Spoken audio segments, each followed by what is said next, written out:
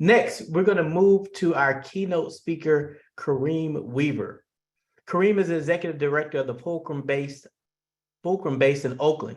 In the last few years, he has become one of California's and now the nation's leading voices for improving reading instruction for all students and learning to read as a civil right. In his long career, he has been an award-winning teacher and principal with firsthand experience of the impact of great literacy instruction. I am very pleased to introduce to you all Kareem Weaver. Thank you, Chris. Dr. Childs, I appreciate you. And I appreciate the message from Superintendent Cavallo as well. I didn't expect the haircut part, but I appreciate his message. I'm going to jump right into it. Welcome, everybody. Good morning. It's good to see you. I have some things to share with you, and I'll try to be as efficient as possible, but as thorough as possible as we go through this. So foundational skills, oral language development, it's freedom. Give me liberty. And I want to impress upon you a few things today. There's some key questions that I want to wrestle with. One of them, is this actually possible? This effort, this movement, is it really possible to get everybody where they need to go? Even if they don't have money for or access to private tutoring. What about, high quality and manageable curriculum, meaning does the curriculum, the time to prepare for full implementation actually match the preparation time you have allocated to do so? So these are some of the things that it's important to wrestle with. And then also I want to I'm bearing the lead here. These are the things we're going to cover today, and I'm going to name these throughout. But it's important to make sure that literacy isn't just for ELA, that it's across content level. And then a good friend of mine who I've had a chance to get to know recently, Dr. Elsa Cardenas-Hagen, she asked me, she said, Kareem, how did you come into this knowledge of these different things that we had been discussing? And I thought about that and wanted to share a little bit about that today. It really made me reflect. So I'm going to start with a quick video from a person who I think is one of the matriarchs of the science of reading movement. Now, this is a little long, it's about 4 or 5 minutes, but she recently passed away. It's about 7 years ago, she passed away. She was asked to be the Secretary of Education by Ronald Reagan, but she declined. She's a legend, especially in the African-American community. Her name is Miss Marva Collins. I'm gonna just play this clip for you, and then we're gonna roll into it. So this is kind of how I came to know, or at least the beginnings of what I know now.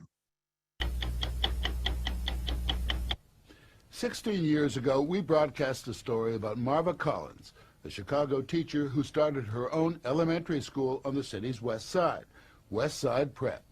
Marva claimed that with love, hard work, and no-nonsense teaching, inner-city children could compete with anyone academically. It was, to many people, quite an inspiring story. But not to Charles Murray, author of the controversial book about race and intelligence called The Bell Curve. On page 399, Murray writes that Marva's celebrated anecdotes about her students are too good to be true. We traced 33 of the 34 and flew a group of them back to Chicago, back to West Side Prep's new location for a reunion of sorts. Aren't you pretty? To see if Charles Murray's allegations in the Bell Curve are true, to see whether or not these young men and women lived up to Marva's claims. Christopher Stubblefield, We learned to read hard work. the 8-year-old with a big voice, is now at university in Texas. And Erica McCoy Pace graduated last spring from Norfolk State University. When you saw her last, she was listing her favorite authors. Emerson, Henry David Thoreau. And what about the rest of our class of 79? Michael Anderson, Taylor. Terry Holmes, owner-operator of transportation company. LaTanya Singleton, preschool teacher. James Lowe, Staff Sergeant, United States Air Force. Sabrina Yates, 6th grade teacher. Rysel Winters, law student. Louis Johnson, operations manager. Xavier Jones, teacher, criminal justice major. Craig Brunner, clerk for the state's attorney's office. She just gave so much to me personally in terms of always being reassuring. I mean, just the small things, like she would grab my face and say, Pretty girl. Speak up, honey, you're brilliant. That's right. Especially Craig. She would take his head and raise it up. Speak up, honey, you're brilliant. That's right. And, you know, after someone telling you that Every day. every day, Baby. 5 days a week, Confidence. for 3 or 4 years, you know, that's in you. That becomes a part of you. You are brilliant, honey. And then when we were doing Shakespeare, we put on the plays, and we had the three witches wrestling with the witch. Yeah, it was fun. But Charles Murray stated that claims of long-term academic achievement would typically fade as these children grow up. Sagacious means what? Means you're very what? Bright. The words that we learned, it was nice because when we left and we heard someone talking, using a word, we knew what that word meant. And now in school, a lot of times we get the reading list on the course outline. I read most of the books on there. You know, it's like, oh yeah, I read that, or the teacher will be talking about something, and I'm like, oh yeah, I read that book. All the students may feel like this. Murray also raised questions about Marva's claims that 5- and 10-year-olds who'd been labeled unteachable were capable of reading Chaucer and Shakespeare. Well, Michael Anderson was said to have a learning disability when he entered Marva's school at age 9. I had a client just a couple months ago, brought up Shakespeare out of nowhere. And we sat after having coffee for 3 hours. You know? Well, where did you learn Shakespeare? 4th grade. I knocked him off his feet. He couldn't believe it. 4th grade? And there is Erica, who was considered a hopeless case at age 6. Basically, I was told that I was borderline retarded, that I would never read. So I was basically written off. I was supposed to be put back a couple of grades, but I wasn't when I came to Miss Collins. When we saw Craig Berner in 1979, he was reading his essay about Cleopatra. Very, very long ago, there was a queen called... What was the secret of her success or motivation, or what? That confidence, how you have a brain, you can do it on your own. You don't have to wait for anybody. She killed herself with a poisonous snake. Very, very good. These days, her message and methods are repeated by teachers she's trained for her 3 elementary schools in Chicago. She is mostly on the road, giving seminars for teachers all over the country. Above all, she tells them every child is teachable. Every child can learn. Of those not at the reunion, a number, like Brian Gurley, are still in college. Most of the rest are working. Michael Singleton is a Chicago police officer. 2 others are corrections officers. Darius Daniels is the office manager of an insurance agency. 2 others are salesmen. Michael Ridley is a buyer in the restaurant business. Felisa Felder graduated from Loyola and works for a large brokerage house in Chicago. This January, she enters Loyola Law School. And Erica Pace, she wants to open a long-term homeless shelter. Erica, once described as retarded, graduated from college last May, summa cum laude.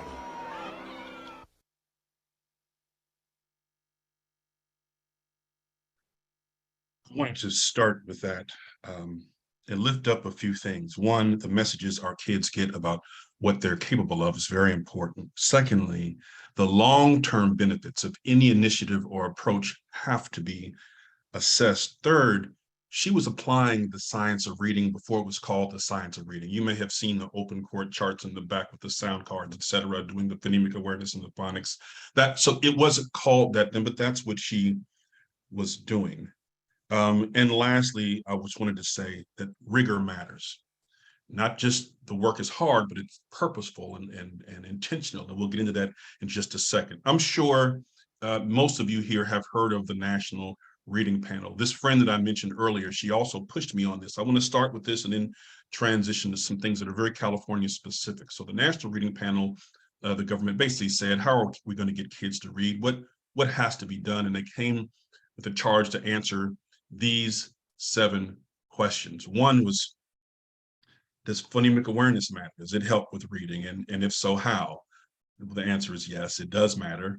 And I'm not going to go into the specifics of each of these, but it's important how you hear things and your awareness of the sounds. Second question, they wanted to know, well, what about phonics? Does that improve? You know, the stuff that Marva Collins was doing, the phonemic awareness and the phonics, is that how instruction is best provided? And the answer is, yeah. And there are some specific things that should be done to provide instruction best.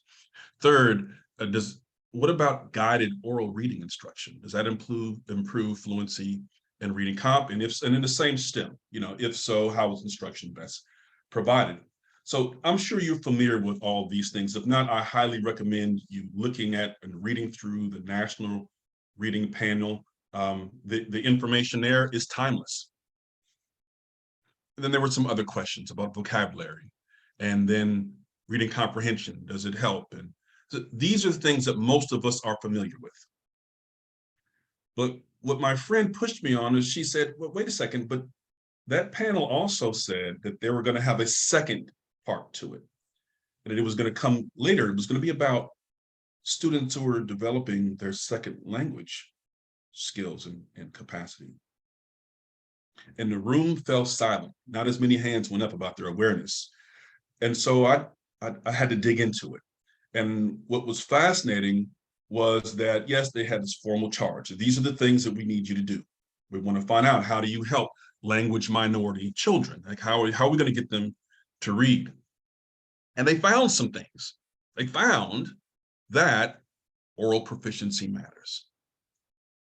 Yes, you can use a first language to facilitate how you grow in English or your second language, but it's not necessary, but it is important. You can do it without it, I should say. So there's some language minority students that can acquire English literacy skills in English-only classrooms, sure. However, it's important, and it is helpful, and can be used to facilitate the development in English. They also identified certain things that were important for supporting students who were learning a new language. The information needed to be cumulative and hierarchical. That's the same that was put forward in the original National Reading Panel that we often talk about for English-only students or monolingual students, but not for students who are learning a second language. It's akin to the science of reading saying direct, explicit, and systematic. They also talked about the importance of precursor skills. I mean, you can't fully develop your literacy skills. There's certain components of it you can't, until there's certain precursor skills that are solidified. And then, for example, without word recognition skills, you're not really going to get to comprehension the way that it's needed. I'm going to share something with you for a young man who is a reader for the Cal State system. He's a business owner, an entrepreneur, an author, and he'll tell you a little bit about his story and how some of these things translate between second language learners and English-only students, and how his journey unfolded.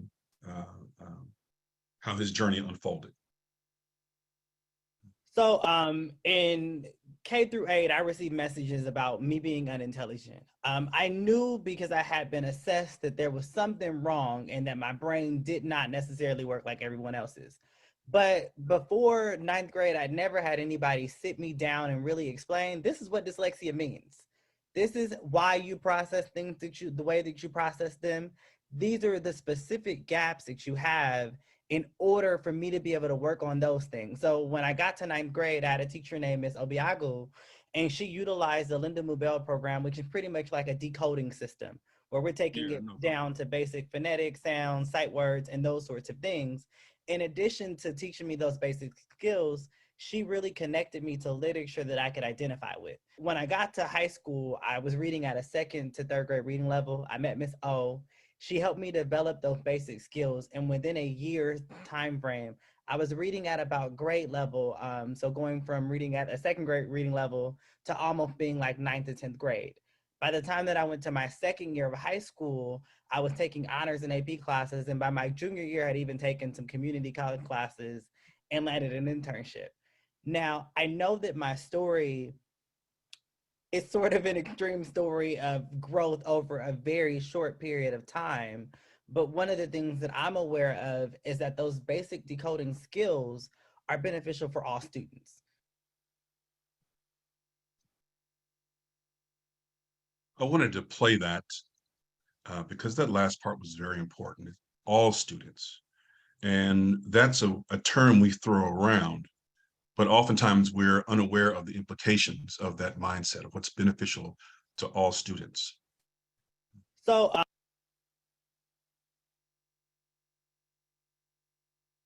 another one of the questions that the panel asked, they wanted to know those core pillars. I'm sure you all have heard about these, these pillars: phonics, fluency, phonemic awareness, vocab, and comprehension. Well, what about for language minority students? Is it the same? Do we have to do the same stuff?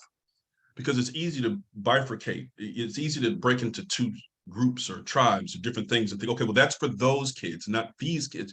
And so I just wanted to lift up what they said. What they said was that those components are important. They're necessary, but not sufficient. You need more. You have to actually work on oral proficiency in English, but that's often overlooked.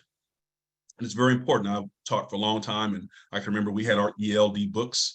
It was very basic stuff as we tried to get kids speaking, but the commitment to it was really lacking. And I just wanted to bring this out, that I was looking for, something that could, in a robust way, really build children's oral language skills. One of the things that it's important to point out is that this deficiency in oral language, or oral English, it's not just a focus on the word level. How do you sound out this word? But it's also the text level, right? We have to make sure, especially with language minority children, that we're doing both. We're helping them develop their word level skills and their text level skills, because really that explains a lot of the lag that we find with comprehension. So I'm going to give you an example. This is actually my class. I was able to dig through some files, and in that Right to Read movie, you'll see some of this stuff pop up. But in my classroom, you have 31 kids. I went next door and grabbed a few more. Just, hey, you and you come with me. So the number's bigger than 31, but it was a bilingual class. And this is in East Oakland, 100% free and reduced lunch, etc. And there were students, if you're not familiar with SELT levels, at that time, beginning means you're just beginning to learn a new language. And it goes to advanced, right? And so you have most of the kids somewhere between beginning and intermediate. It was a bilingual class, but it was a 4 or 5. So some students I'd already had for a year, while others were new to my classroom. And I gave them this assignment, right? I gave them an assignment of taking Patrick Henry's "Give me liberty or give me death" speech and translating it into modern English.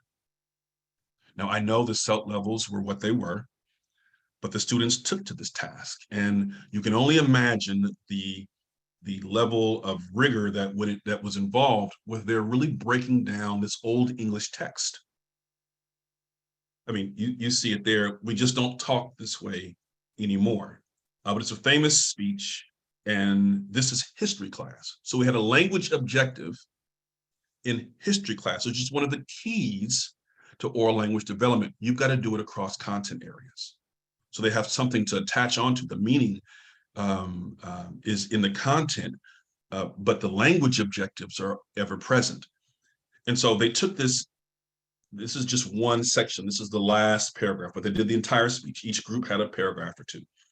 And this is what they did.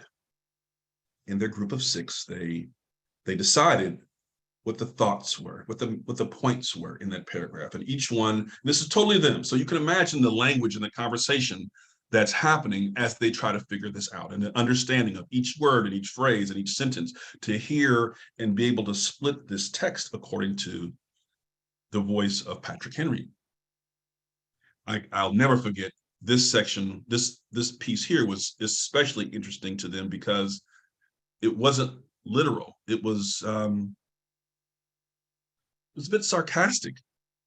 Sarcasm is usually lost, and I don't use sarcasm in classrooms. Kids don't appreciate that very much. But they had to really read between the lines here.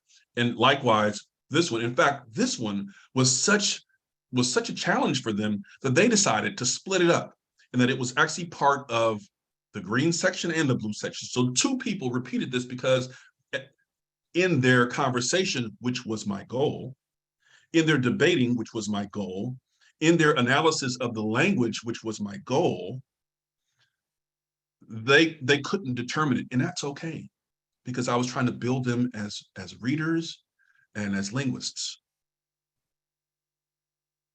So on the left, you see the original text, and on the right, you see their interpretation of the text. It's fascinating to me. The part that they didn't agree on, I just left it uncolored. They both said that. Let me play for you, take you back in my little time machine here in 2005, and just hear what these students came up with. You might have to turn your volume up a little bit. It's an old recording, so bear with me, and if you need to turn your volume up, please do so. It is in vain, sir, to stimulate the matter. Gentlemen may try. I almost forgot. First, they're going to read through the original text, and then secondly, they will give their own breakdown. Peace, but there's no peace. The war is actually begun. The next gale that sweep from the north will bring to our ears the clash of resounding arms. Our brethren are already in the field. Why are we here idle? What is the gentleman's wish? What would they have? This legs or dear of peace or sweet, as a prospect at the price of chains and slavery? Forbid it, Almighty God. I know not what course other may take, but as for me, give me liberty or give me death. It is pointless, sir, to control the situation. Men may shout, peace, peace, but there is no peace. The fight has actually started. The war has started. The next day, the strong wind blows from the north. Will bring to ears gunfire. The other colonies are already fighting. Why are we here? What are you waiting for? Is life so precious and peace so sweet? What is the price for that precious life? At the price of chains and slavery. Don't we have the power of God? I don't care what course others may take or what they do. But for me, give me freedom or give me death. It is in vain.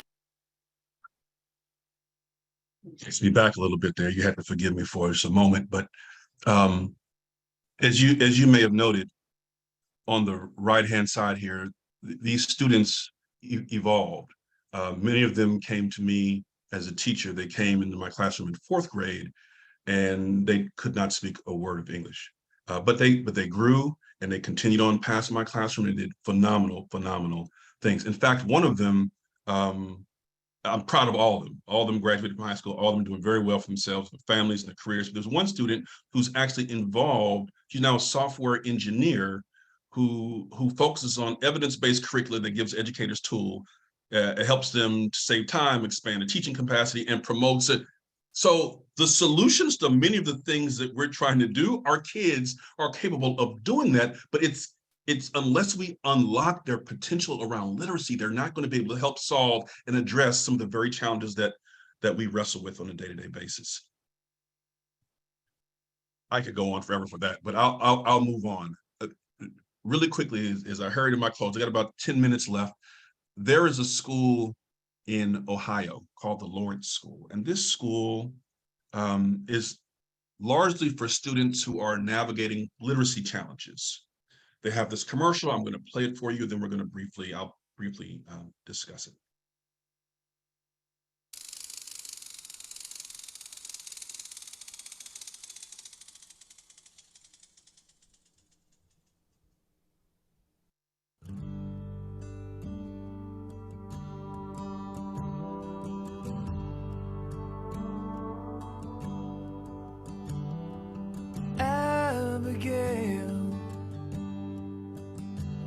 I know you're scared. No one told you that. Hey, smile. Be this. Feeling afraid. Why can't I go outside? So You have to get this done first. I know it's not fair. What is when push starts? Is there school tomorrow? Yes. You're gonna be fine, all right? Just know we'll always be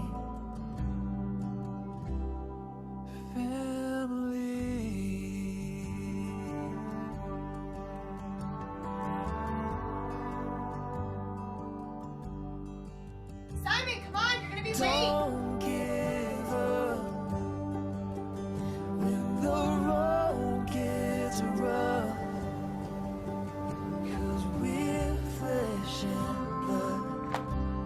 I'm here for you. Jerry called me stupid today. He called you stupid?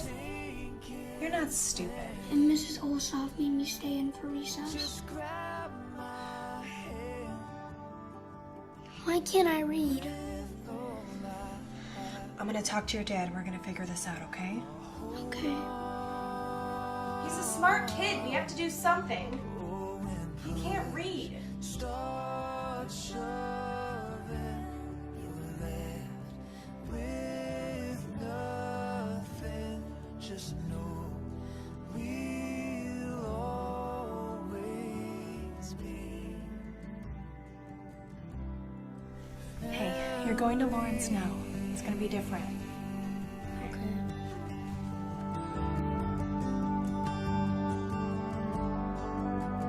After all that we've been through, I will walk with E echo F. E echo F.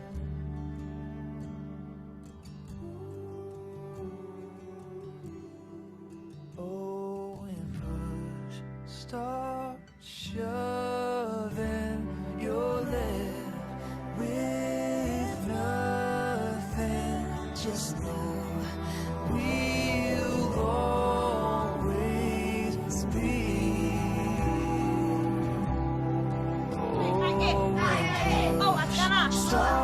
You up.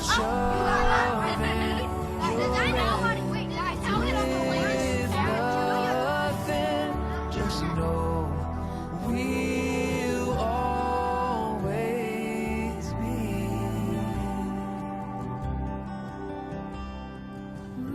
Can I go and play? Go.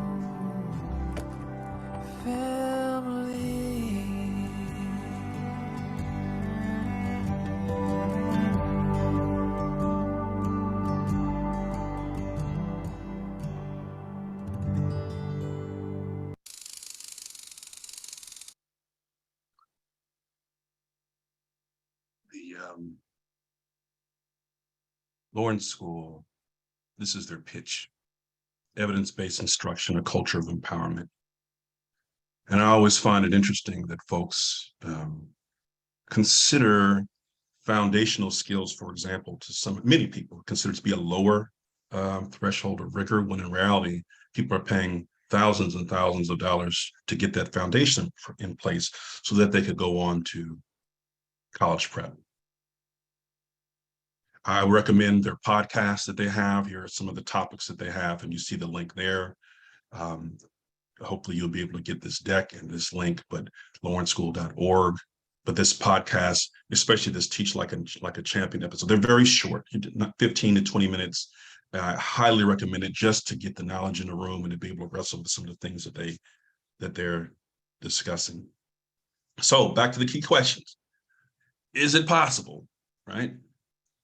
Yes, it is possible for all racial groups, with or without the private tutors. Yes, it can happen, but you have to have high quality curriculum. It's got to be manageable, and you've got to develop oral language across content levels. So, but how will we know what to do? Just like the person asked me in the very beginning, hey, Kareem, how did you know what to do? Well, ask yourself these questions, and here are some resources for you. One, you ask yourself, what would Marva do? You can ask that question. And by the way, there's a movie out, happy to go check out the movie, study her methods, etc. It's basically the science of reading is what she applied. The Marshall Memo, which synthesizes periodicals, journal entries, research on a host of topics. It comes out regularly, about 50, so about once a week. And it really takes the research in the field and gives it to you in recognizable or processable chunks, manageable chunks. I recommend that. Also engage with both reading panel resources, both. The content is there for anyone who wants to read it. And lastly, there's no replacements for diligence. There's just no replacement for reflection and diligence and study, because that's the season that we're in now.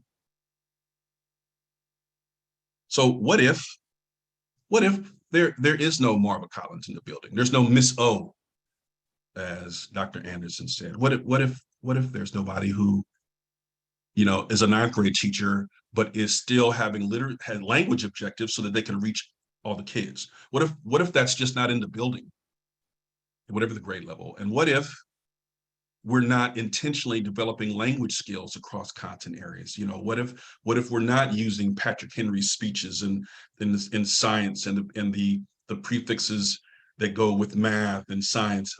What if we're not doing that across all content areas? And what if there are no safety nets in place? This is a season of learning. Like right now, people are trying to figure this out, and it takes a lot. That's why districts and school systems and states have really got to invest in professional learning that's aligned to the science of reading. But there has to be some safety net in place. I know there's programs like the Ignite program, and there's others where kids are going to get some of those foundational skills while the rest of us are figuring this stuff out, including the universities. What if you don't have the access or the resources to send your kid to the Lawrence School? And what if, this is my biggest what if there isn't awareness that there's a common interest? You may have noticed in this quick presentation of mine that you have kids in these videos that look differently. You had the white kid, you had Black kids, you had Latino kids, you had second language learners. This is an all of us challenge. All of us, whether or not we are in the suburbs or we're in the valley or we're in an urban area, if there's no awareness that this is a common interest, that we all want our kids to read, and that the science of reading is good for all kids, it's the foundation that they need. For some, there are other things at play too, but you start with this. Like, I'm not going to disparage. I know there's this movement now to disparage phonics and say, oh, well, we don't want to talk too much about that because some people will freak out. Well, go ahead and freak out.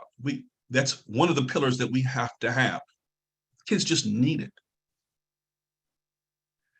If there isn't this common interest, if we're not aware of that and mindful of that, we'll split into our different tribal factions and we just won't be able to get things done. It's not just phonics, but it's definitely, that's one piece of the foundation, including oral language development and phonemic awareness and all the rest. But if that doesn't happen, I'm going to use the words from a story that I read to my kids. You know, when they were younger, I used to read the story to them every night. You may remember this.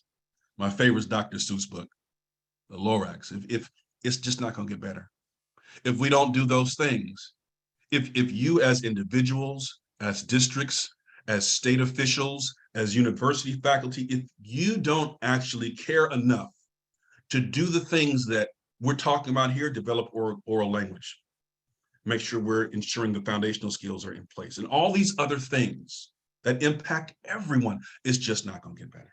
It's just not. So I encourage everyone, thank you for coming, for attending, for watching this little presentation of mine. I'm hoping that you were able to make connections and identify some resources from the National Reading Panel, both editions of it, Marva Collins, the Lawrence School, the importance of oral language development, especially for our second language learners. I hope you were able to take something away from this that can edify your practice and help us get on the path that we need to, because every student has the right to read.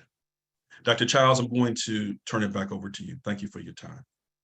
Let's give it up for Kareem in the chat. What I love about Kareem's presentation is he put a focus on, we are not teaching students, we are teaching children.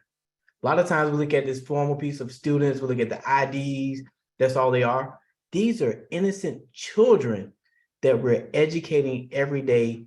And our goal is, are we giving them what they need to be prepared for the society and the world which awaits them? Are we helping pull out those gifts that are naturally within them in the work that we do. I want to ask Kareem a couple of questions before we transition to our next speaker. Kareem, I noticed majority of the children in California identify as melanated. You have African-American, not Hispanic children, 5%. American Indian, Alaska Native, about 1%. Asian identifying students, about 10%. Filipino identifying students, about 2%. Hispanic or Latino identifying students, about 56%. Pacific Islander students, about 1%. Two or more races, about 5%. And why do I go through that? I want to delineate the different groups. But it leads me to the question of, Kareem, how important is representation within the materials that children are engaging in? Oftentimes, these groups of children have to assimilate to see themselves within these stories, within these narratives. How important is representation in this work of teaching children to read? Well, I will refer to Dr. Anderson, Dr. Keon Anderson, when he said in that clip that the teacher helped him with the basics and gave him materials he could identify with. So it is important, and we all talk about windows and mirrors. It is important for students to be able to see themselves in the characters, to be able to identify with the content and with the characters that they're reading. Yes, absolutely. Yes, and it's important to do that, but it's also important to really get to know the kids and find out what their interests are. We have to pick it may be about motorcycles. It may be about tennis. I don't know what the kids are interested in, but we have to, yes, give them mirrors and doors into not just their cultural identity, but also their interests.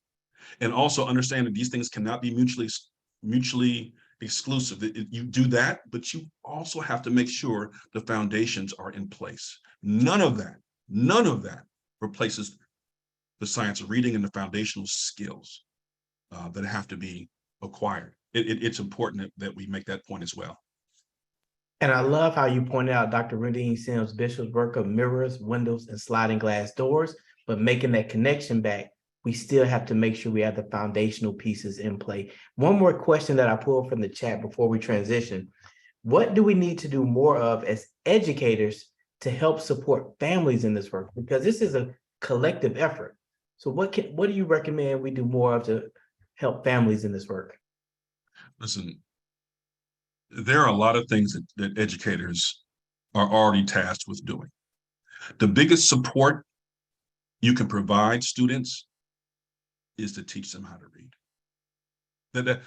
The patience that you need to go along with it, so that parents, sometimes we've been told so much that there's something wrong with our kid, or they're not trying, or we interpret their struggles in myriad different ways. It's important that educators say, hold on a second, we recognize what's going on, and we're working towards supporting your child, and this is how we're going to do it. Don't judge them.